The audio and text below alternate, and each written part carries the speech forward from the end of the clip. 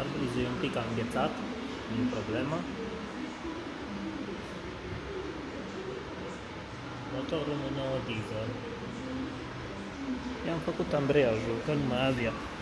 Uitați aici, terminat. Bă, haideți să vă arăt cum pornește și asta la altă.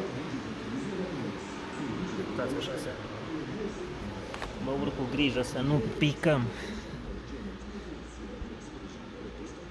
Kilometri 165.000, da? 165.000.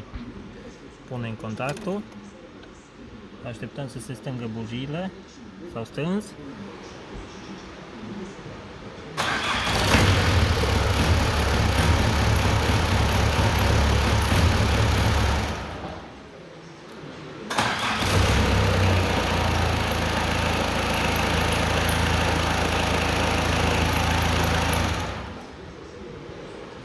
Nu sper de cheie după 4 zile de stat.